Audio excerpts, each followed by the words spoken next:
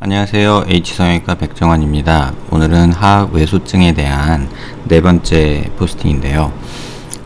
이 환자분은 턱 끝이 하악 외소증으로 인해서 무턱 증상이 있다고 하셔서 보형물을 턱 끝에 삽입한 상태입니다. 이렇게 하악 외소증 환자에서 턱 끝에 무턱 보형물만 이렇게 삽입했을 경우에는 턱 끝에 보형물 들어간 부위만 돌출이 이루어지고 이렇게 볼 쪽 아래 입꼬리 밑에 부분에서 이렇게 함몰이 관찰이 됩니다. 특히나 좀 연세가 있으셔서 조금 볼처짐이 같이 있는 분인데요. 이런 상태에서 턱끝만 앞으로 전진이 되면 약간 투탕카멘 같은 이런 턱끝만 밑으로 앞으로 튀어나온 그런 모습을 보이게 됩니다. 특히나 웃었을 때는 이런 모습이 좀 더 심해져서 턱끝이 밑으로 쭉 내려오면서 볼이 더 확 패이는 이쪽 부위가 이렇게 쭉 당겨져 올라가는 이런 매달린 듯한 턱끝을 모양을 갖게 되죠.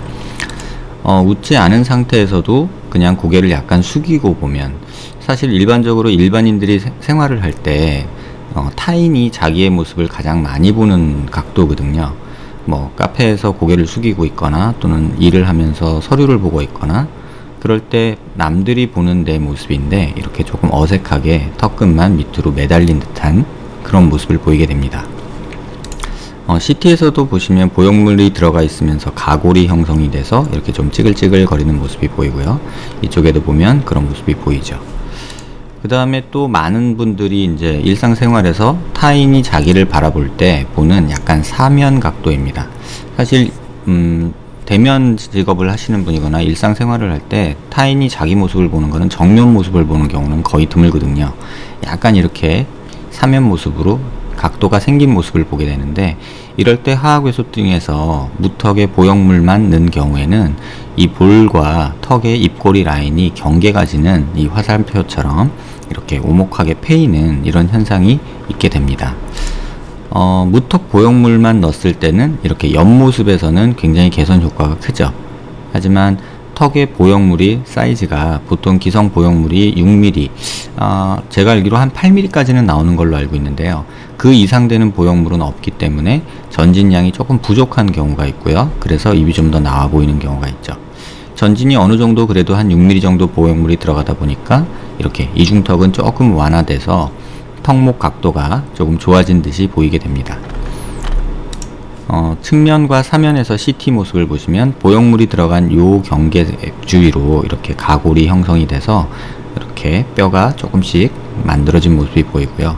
하악 외소증의 특징적인 콘다일 하이트가 짧고 약간 하악각이 뒤쪽으로 밀린 모습이 보이고요. 또 하악각 앞쪽으로 이렇게 너칭이라고 해서 조금 오목하게 패인 부분이 있고요. 그래서 상하 길이와 앞뒤 길이가 전체적으로 다 짧은 이러한 경우가 되겠습니다. 수술 후 모습을 보시면 이렇게 수술하고 한 100일 정도 된 모습인데요. 무표정하게 있을 때의 모습에서도 완전하게 이렇게 볼처짐이 개선이 되지는 않습니다.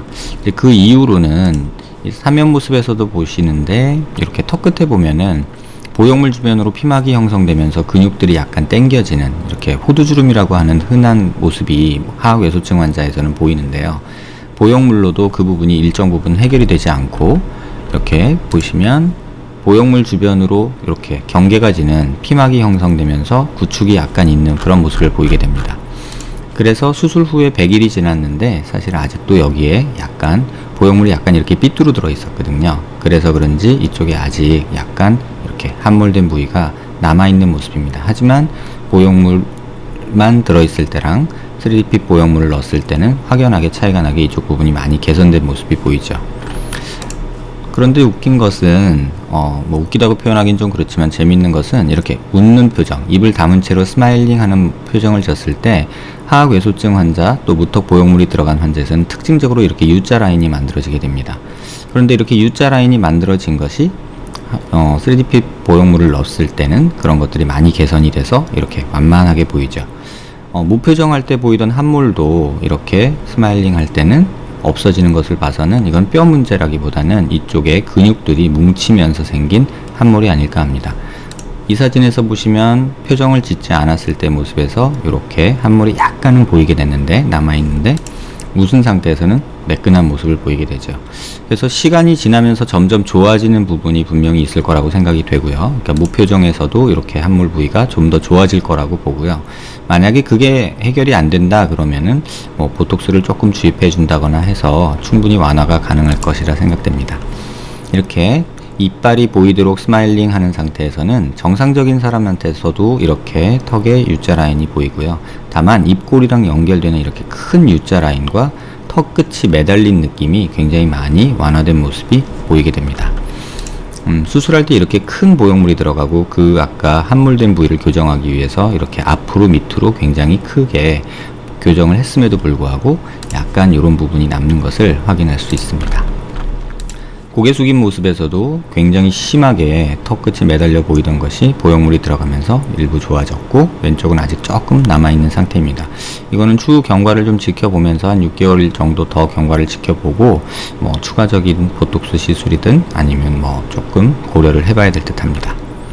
고개를 숙인 모습에서도 이렇게 전진이 많이 된 모습이 보이고요. 사면에서 보시면 제가 가장 중요하게 생각하는 이 파란 화살표 부위가 얼마나 개선됐는지를 볼 수 있습니다. 일상생활에서 타인이 자기를 바라볼 때 가장 많이 보는 각도이기도 하고요. 그래서 턱 끝에 보형물만 들어갔을 때 하악외소증에서 이렇게 파란 화살표가 가리키는 이 함몰 부위가 3DP 보형물로 수술했을 때는 조금 더 자연스러운 모습으로 이렇게 선이 만들어지는 것을 볼 수 있습니다. 근데 특징적으로 이렇게 녹색 화살표로 보이는 부분이 이제 근육이 피부와 이제 붙어서 또는 구축이 생기면서 호두주름이 생긴 부분인데요. 이런 부분들이 조금 아쉬움이 있습니다. 이 부분을 수술적으로 완전히 해결하기는 굉장히 힘들고요. 그래서 이런 부분은 간단하게 보톡스 치료를 하면 좋아지리라 생각이 되고요. 이쪽 부위 함몰은 약간 아직 남아있는데 보형물 들어있던 경계면에서 구축이 아직 있었기 때문에 그런 피막이나 이런 것들이 조금 풀어지면 조금 더 완화되지 않을까 합니다. 사면 CT에서도 하악각 앞에 있던 너칭도 이렇게 보완을 했고요. 그 다음에 부족한 전진량과 이 측면 볼륨도 충분히 줘서 개선을 한 모습입니다. 이중턱도 수술 전과 비교했을 때 굉장히 많이 더 개선이 된 모습을 보이고요.